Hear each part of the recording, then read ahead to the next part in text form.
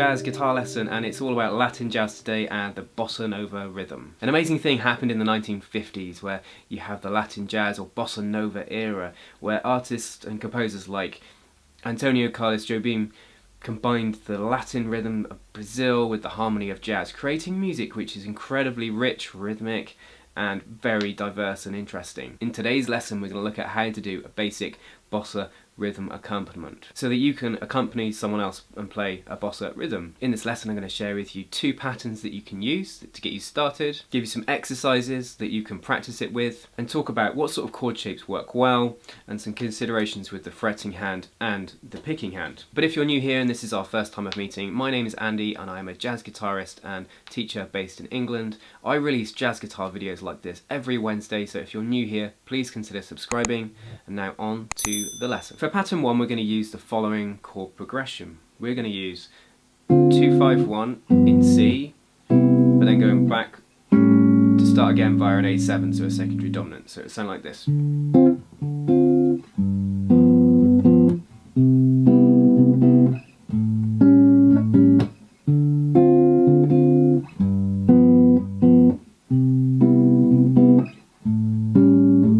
One very important and obvious point to make is we are using our fingers here, we're not using a plectrum, and that's important for the tone and the timbre we want to create. We want to create a mellow sound. This is often played on a nylon strung guitar, and on that sort of sound, nylon strings, it will sound super mellow.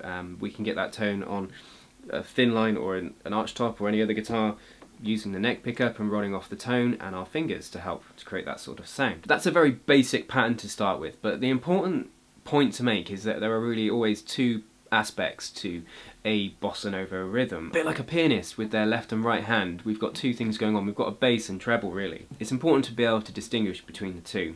And I'll put tab notation across the screen so you can see this, but I've written it out in sort of 2 parts, with the bass part facing up and the treble notation facing down. In pattern 1 the bass note lands on beats 1 and 3. So 1, 2, 3, 4, 1, 2, 3, 4, 1, 2, 3, 4, 1, 2, 3, 4.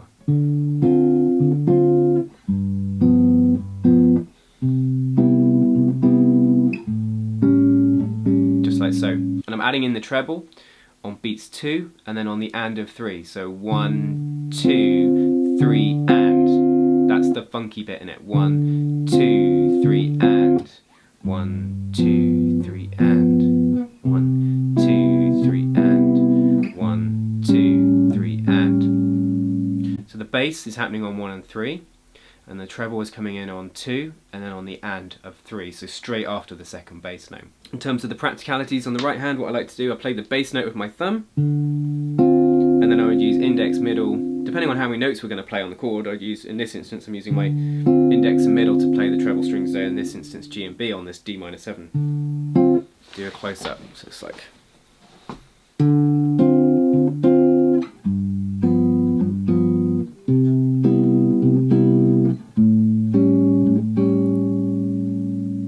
If you wanted to extend this or vary this, things you could do is release the pressure from the left hand after the treble notes, so you get a more punctuated rhythmic version sounding like so.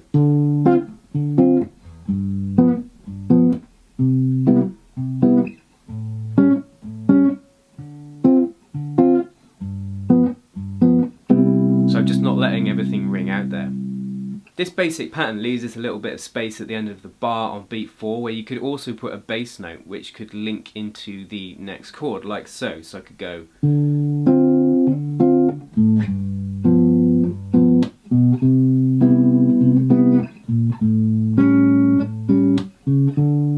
so forth. So that's pattern 1, which I suggest you get used to first. And you could try that with basic standards, like at the start I was playing Blue Bossa, Black Orpheus would be another good one. There's tons of Latin jazz standards you could get into.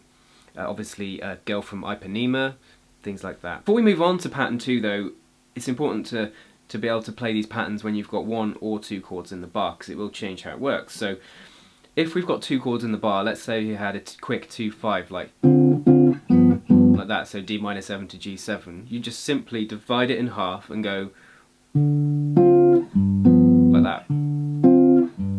So it's 1, 2, 3 and 1, 2, 3 and On to pattern 2, and it sounds like this. Here's Blue Bossa with it.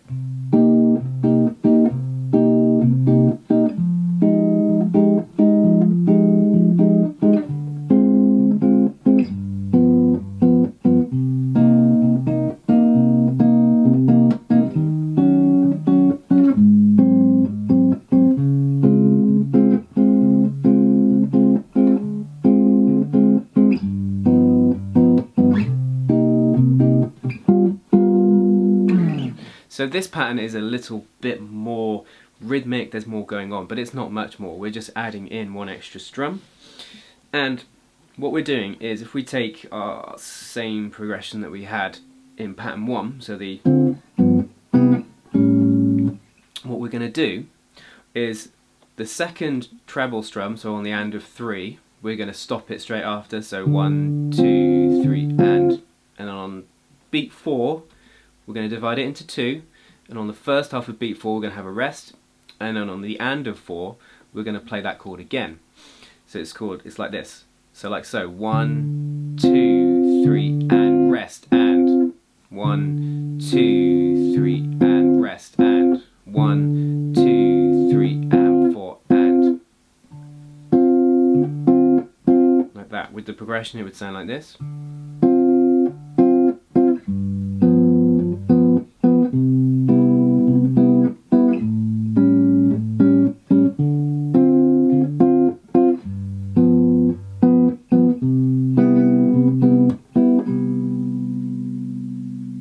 What you end up getting there is a bar of contrast. You get the first half of the bar with the notes ringing out, and the second half of the bar, the treble notes punctuated by, you know, that rest. So ringing out, punchy, punchy, like that.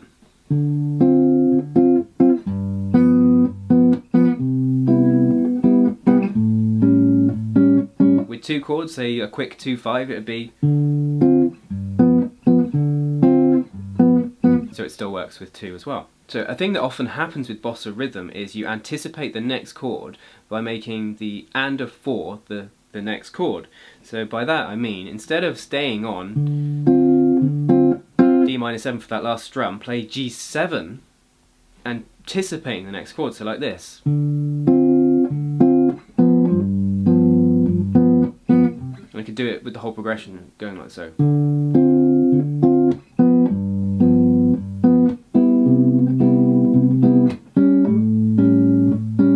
Sped up.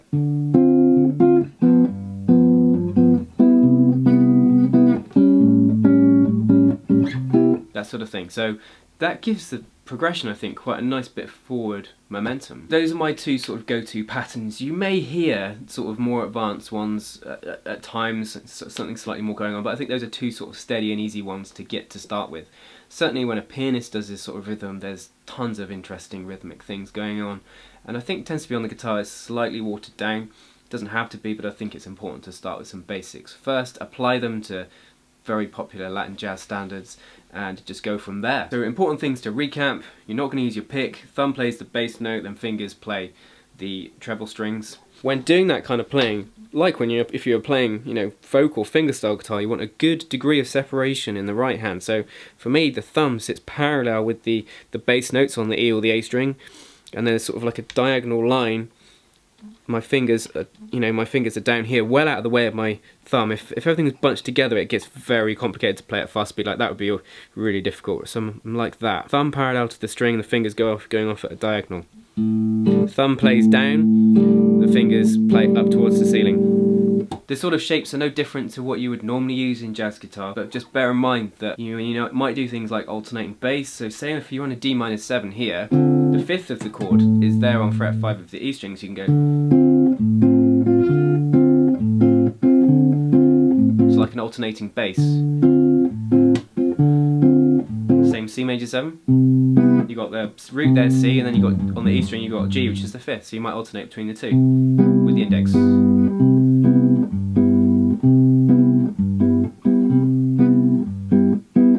If you've got root E, obviously this is harder to do, but sometimes the open string, the open E, is the bass note. So say if you take an A minor 7, release for the second bass note, take out the middle finger, play E, which is the 5th, so you get.